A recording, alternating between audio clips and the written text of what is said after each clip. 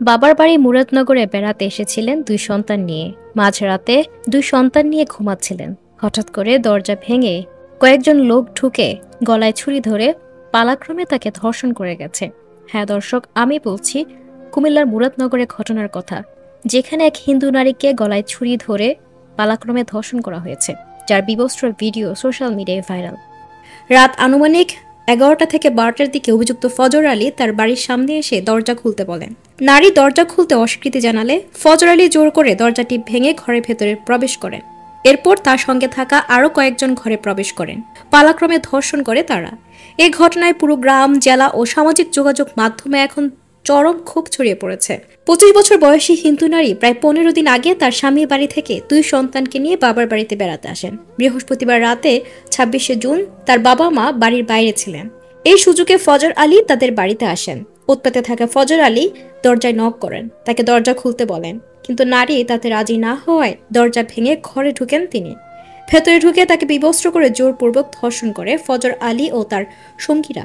চিৎকার শুনে প্রতিবেশীরা ছুটে আসেন এবং ঘরে ঢুকে নারীকে অসুস্থ অবস্থায় উদ্ধার করেন। স্থানীয় যুবক সজীব বলেন, চিৎকার শুনতে গিয়ে দেখি দরজা ভাঙা। ভেতরে ফজর আলী ধর্ষণের সময় হাতে নাতে ধরা পড়ে। চাচা বর্মন বলেন, পাশের বাড়িতে পূজা হচ্ছিল, শব্দ শুনে লোকজন ডেকে নিয়ে যায়। দরজা ভাঙা দেখি ভেতরে ভাতিজি অজ্ঞান প্রায়।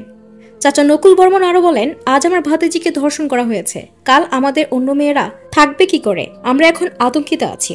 ভুক্তভোগী নারী বলেন, টাকা ধার নেওয়ার সূত্রে তার পরিবার ও ফজর আলীর মধ্যে পরিচয় গড়ে ওঠে। সে পরিচয়কে পুঁজি করে অভিযুক্ত মাঝে মধ্যে তাদের বাড়িতে যেতেন, কিন্তু সে বিশ্বাসকে পাথর চাপা দিয়ে তিনি রাতের আধারে পাশবিক আচরণ করেন। ঘটনার সময় চিৎকারে সাড়া দিয়ে স্থানীয়রা ছুটে এসে ফজর আলীকে হাতে নাতে ধরে ফেলেন। পরে তাকে গণপিটুনি দিয়ে একটি ভিডিও ধারণ করেন, যা সামাজিক যোগাযোগ মাধ্যমে ছড়িয়ে পড়ে। সে ভিডিও প্রকাশের পর পুরো এলাকায় তোলপাড় সৃষ্টি হয়েছে। এক নারী নয়, লাঞ্ছিত হয়েছে পুরো মা জাতি, তাই ফুঁসে উঠছে এখন দেশের মানুষ। এই ন্যাক্কারজনক ঘটনাটি শুধু একজন নারীকে নয়, পুরো বাংলাদেশের মা জাতিকে লাঞ্ছিত করা হয়েছে, এমনটাই বলছেন এলাকাবাসী ও মানবাধিকার কর্মীরা। ভুক্তভোগী নারী নিজে বাদী হয়ে মুরাদনগর থানায় মামলা করেছেন। পুলিশ জানিয়েছে অভিযুক্তকে গ্রেফতার অভিযান চলছে। সামাজিক যোগাযোগ মাধ্যমে ছড়িয়ে পড়া ঘটনাটি ভিডিও এবং বিবরণ ঘিরে মানুষ তীব্র প্রতিক্রিয়া জানাচ্ছে। ভুক্তভোগীর পরিবার ও স্থানীয় জনগণ দ্রুত বিচার ও দৃষ্টান্তমূলক শাস্তির দাবি জানিয়েছে।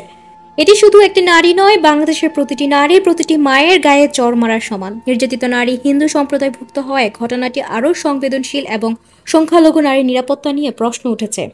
কিন্তু দয়া করে সবার প্রতি আহ্বান থাকবে, ধর্ষিতার ভিডিওটি শেয়ার করবেন না। এটি তাকে দ্বিতীয়বার নির্যাতনের শামিল। বরং ধর্ষকের ছবি, নাম, পরিচয় ছড়িয়ে দিন, তাকে প্রশাসনের হাতে তুলে দিন, তার দৃষ্টান্তমূলক শাস্তির দাবি জানান। আপনারা দাবি জানালে সবকিছুই সম্ভব হবে।